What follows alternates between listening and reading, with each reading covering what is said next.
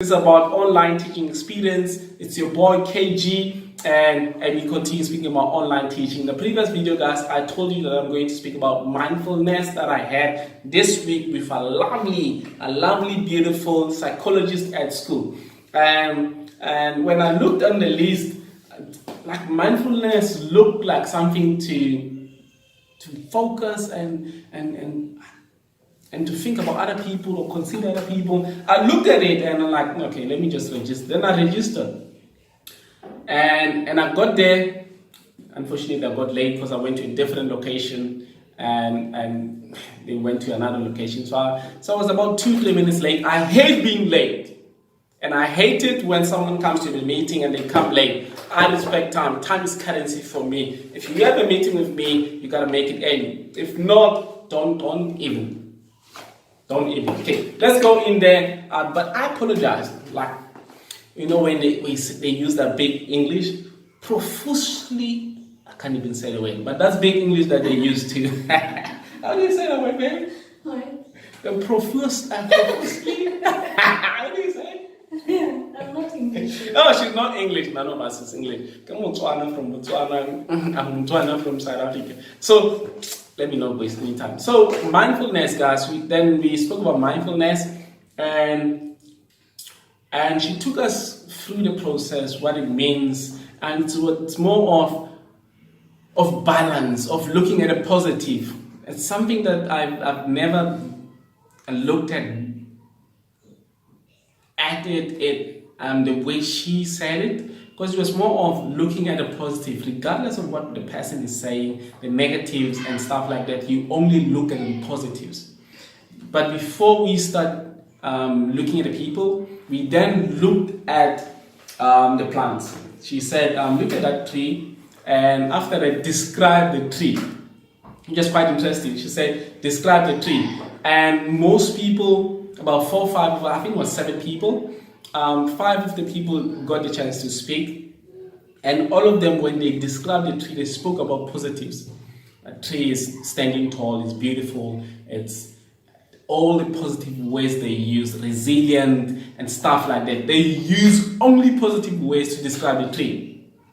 And then she moved and she said, okay, no, she didn't do that. So she then said, I noticed that all of you, when you're describing the tree, you are using the positive words. Why is that?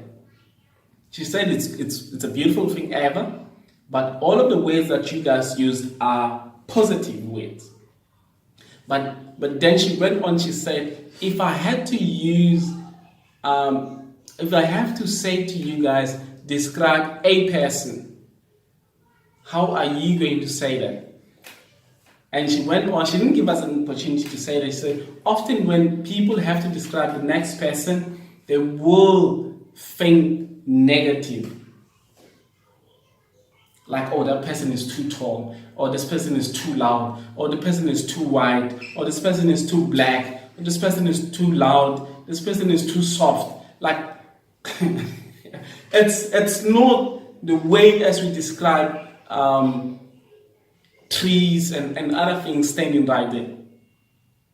And she then said, this is the reason is trees are just standing there, they have nothing to do, they have everything to do with us, but they're not in a space, they don't have that personal interaction with us. But the people, if I have to say something to somebody who I live with, I would say, I'm full of negatives. She's loud, she's disturbing me, I can't read because of loud music, because she's in my face all the time. Then she went on and she said, we then have to think about the balance, how to balance it. Even though people are in a space, they're affecting us, we have to learn to look at the positives. Regardless, positives. This person is in your space, is making a lot of noise, or your children are in your space, they mostly annoying you because they're looking for food all the time. Or your spouse, your husband or your wife is in your space and she's annoying you. Like, for instance, now my wife is here, I'm recording this video and she's laughing, she's like she's annoying me. I cannot be positive about that. You're annoying. So she said, regardless of everything, you should learn to look at positives. And to be quite honest, my wife right here, like she's doing it beautifully, and to some extent, it got me really annoyed because she's extremely positive. Even though someone is messing up with her, like taking advantage of her, she still sees the positive. I once took her into my own personal course, self-design, where I took her into being honest and being slightly mean to people. And when she then realized that somebody's using me, what to say, how to say it, I need to be honest, she failed. Decimally so. She failed extremely so. Because she can't.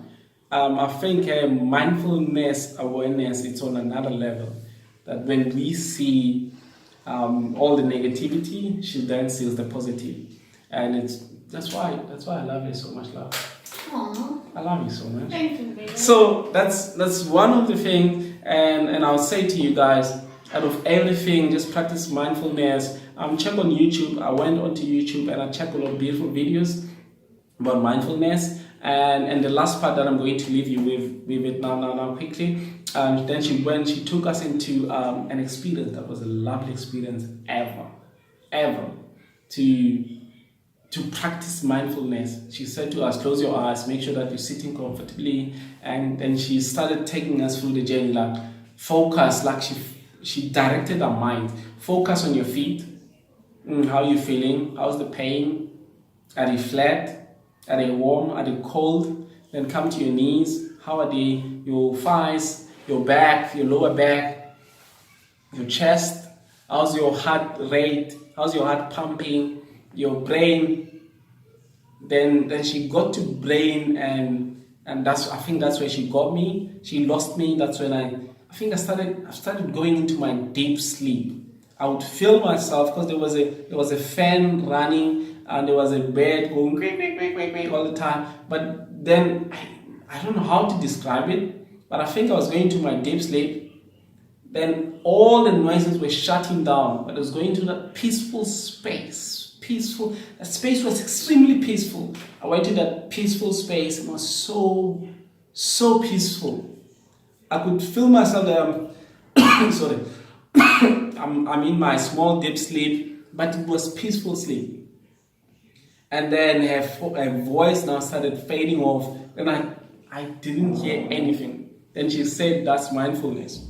Like, you have to give yourself time as a person to shut everything down, all the noises, all the deadlines that you have to do, 1, 2, 7, 20 things that you need to do, because we have a lot of things happening in our lives.